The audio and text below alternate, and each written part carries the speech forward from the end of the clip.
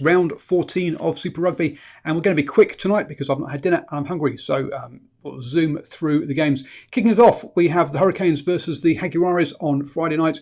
I'll do live post-match reaction to this game, so do dial in for that. Big news here is that Beauden Barrett is being rested for his second All Blacks rest week.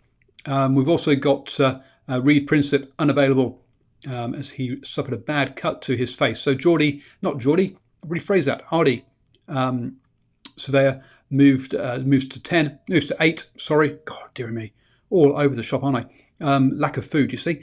Moves to 8, and we have Karifi, coming in at 7, and then we also have the experienced James Marshall coming in at 10. Obviously, has been out injured for a while. Had a couple of games back off the bench, but it's going to be interesting to see how he goes there. When you listened to the All Blacks edition last night, you'll have heard Michael waxing lyrical about Asafoa Amua, so it'll be interesting to see how he goes as well. The rest of the, other than that, it's really a full strength Hurricanes side up against Jaguares side that looks pretty much what you'd expect, really. Bonilia is now there rather than Miotti at 10, pulling the strings.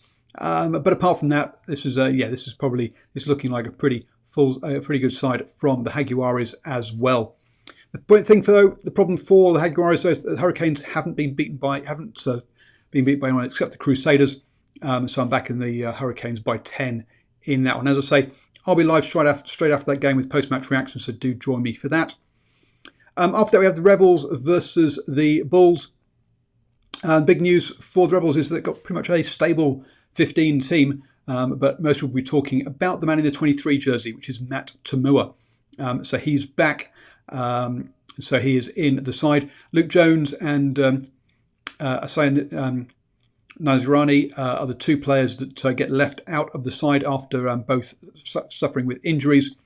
Quade Cooper is back, though, after that pretty clear concussion that he got in the last game where his head made contact with somebody's knee from Karevi. It was an accident, so it's nothing, but still, I personally think that Cooper should be having another week off, or should be having a week off, after a concussion like that. I'm not happy to see him being rushed back into the side. I know everyone will tell me, Paul, you're not a medical person. You've got to trust the medical people. Yes, okay, I get that, but I still disagree with him being there. Looking at the Bulls, Gallant comes back in at 15, and we've got Lindbergh coming in on the flank, which means that Dwayne Vermeulen gets to move back to his more customary number 8 position. Other than that, again, pretty much the kind of side you would expect from the Bulls. Warner gets to start at 9 ahead of Papier, who's on the bench. They've been sort of rotating that round a bit, haven't they? Pollard in there at number 10 as well. Looking forward to see how Speckman goes. If we'll get any space. Obviously, he's always a fun player to watch there.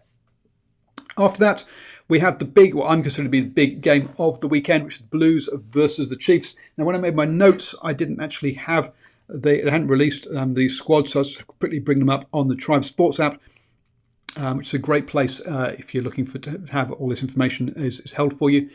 Run by obviously my friend Ryan is over there. Now, this game, myself and Stephen Harris, who you'll know from the Hash Rugby Chat and the All Blacks edition, and also from Radio Sport as a commentator, we will be at the Zone Sports Bar in Hamilton for this game. So do come down and join us if you are in Hamilton. It's also my birthday, May the 18th. So do come down and say happy birthday to me. I'm not going to sing to you in this show like I have done in other shows, but come down there and say happy birthday to me and watch our show around that. Looking at the Blues, so Nanai, Clark, Ione, TJ, Nonu, Plummer gets the 10 jersey. I think Terry Black is injured at the moment, isn't he? Or is he still on the bench? I know Black's on the bench with Pulu and Duffy. Now, Ruru comes in. You want to see, we need Ruru and Akira Ioane not to get messed around at the back of the scrum like they did last week with TJ Perenara. That was a bit of a farce. But apart from that, no surprises there. Pepe Leahy, Gibson there. Offer starting. Maybe a bit surprised that Carl's on the bench rather than being starting. He's been starting recently. But a pretty strong, that's a first choice lineup for the Blues. Looking at the Chiefs, I mean, the list of injuries they've had, it makes it really hard for them. But I'm just trying to see if there's anyone that jumps out at me on this one. And it's, yes, number 20 jersey, Sam Cane. We talked about this last night on the All Blacks edition. We think he's been rushed back a bit. We'd like to have seen him play some club rugby rather than going straight into a New Zealand derby. But so it's going to be interesting to see him come off that bench, obviously. Scott Stevenson and Nakaveli on that bench. So you really do want Martin McKenzie to get to survive this game, because otherwise they really are short of options at 10 for the Chiefs. Apart from that, though, yep, this is pretty much the last men standing. Ardron at 8, interestingly enough, rather than being and Jesse Parity at 4. You quite often see Jesse Parity at 6. So this is going to be a mobile pack, but not perhaps the weightiest. It's going to be interesting to see how they go at scrum time. But you got to say that the Blues had a really poor game last weekend. I didn't give you a prediction. Rebels by 5, by the way, for the last game. The Blues really were pretty poor against the Canes last weekend. They should have won that game, but they lost it. And you got to say that all that positivity that came about when they had those 4 wins on the trot has bled away after the 4 losses they've had on the trot now. The Chiefs, on the other hand, 4 wins, 2 draws and 2 losses in their last 8 games. They're turning it round, actually, and are heading in a much better direction. So I'm backing the Chiefs by 3. As I say, come and join us at the Sky City to watch that one. After that, we have the Reds versus the Tars. State of origin kind of stuff in rugby league. These are two big rivals. The big one here, Matt McGann, at 15 because of the injury to Hamish Stewart. So he's in at 15. A former Blues player, apparently, not someone that I kind of remember. So shame I couldn't get Ryan on here to talk about that. He'll be on the show next week.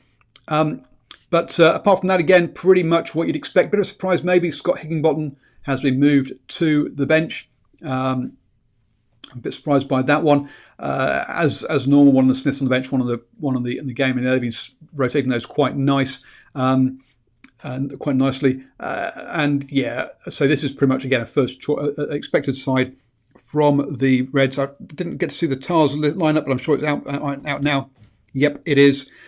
Looking at the backs: Phipps, Foley, Hunt, Adam Ashley Cooper, Newsom Clark, and Curtly Beale. Yep, that's all as much as we expected.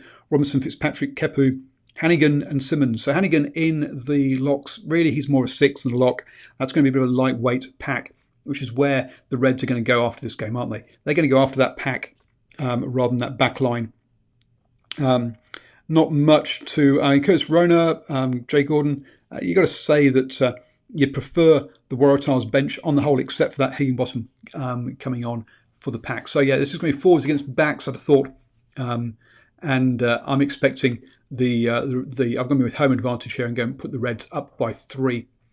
We then head over to South Africa for the Lions versus the Highlanders. Over there, Lions getting hold of the Lions squads is nigh impossible. So, but looking at the Highlanders, to me, the main problem they have is wingers again. Lee's got himself injured, so Tompkinson moves out onto the wing, and you've got Ty Walden and Thompson in the centres. Matt Fadders at fullback. So Matt Fadders at fullback, I don't mind. He is a centre fullback. But he's not really a winger. Tompkinson not really a winger. I don't think. That's not the greatest. The pack still looking pretty strong. Whitelock at 6, Shannon Frizzell at 8. Interestingly enough, the other way round. You'd normally have them the other way round. So we'll see how that one pans out. My guess is that that's the All Blacks asking him to try him at 8 just to see how that would work come Rugby World Cup if they had to. On the bench, big news: Waisaki Naholo is on that bench there. Again, a bit like the Chiefs, they're going to want Josh Ioane to get through the full 80 if they can, because Daniel Hollins' head isn't most experienced, and at altitude that'll be a tough ask to to play the Lions. So, yeah, good side for the Highlanders there. Aaron Smith obviously is in there as well. They've got a good loose trio in Whitelock, Hunt, and Frizzell. No Hemapo though this week, by the looks of things, unfortunately for them. Lions have been really erratic. Even for a South African side, they've been all over the shop. So who knows what we're going to see. But the Highlanders, despite injuries, are in good form. 3 wins and a draw from their last 4 games means that, hey, finals footy is definitely on the cards for them. And much better after that run of 5 losses they had. Things were looking really pretty poor. But things have turned around now, so I'm backing the Highlanders by 3. We finished the week with the Stormers versus the Crusaders. Have I got any news for them? Yep, no news for them from a squad point of view. I'll just check, see if they've come out since I did my notes by looking at the sports app. Sorry, it's just loading up. But basically, this is a gimme, isn't it? This is the one where you go Crusaders by a lot. I'm going Crusaders by 15. They are the better of those, the 2 lineups. Just quickly looking through, and the important man, Richie Mo'unga, is there in at 10. The 2 games where the Crusaders have lost and drawn, he hasn't started. So it's a bit more than just him, obviously. But that back line, Hall, Mo'unga, Crotty and Goodhue, with Bridge, Rees and Havili in the back 3 is just whets the appetite. And then up front, Bauer, Taylor, Alatoa. So missing a couple of All Blacks props there, which is the only sort of question mark really. Scott Barrett and Whitelock comes back in for that engine room. And then you've got Blackadder, Todd and Kieran Reid as your back 3. So lots of quality there. Drummond and Hunt and all to come off the bench in the backs. Tafua, Romano, you get Allen. Yeah, there's just quality through and through in that side. So yeah, Crusaders by 15 for me. It's going to be a tough day at the office for the Stormers, I believe. So thank you very much for joining me for this quick preview of the games that are coming up this weekend. As I say, I'll be live after that Hurricanes Jaguares game, and also I'll be live at the Zone. That'll be on YouTube. I'll be at the Zone Sports Bar for the Blues versus Chiefs. So come down and join us if you're in Hamilton for that.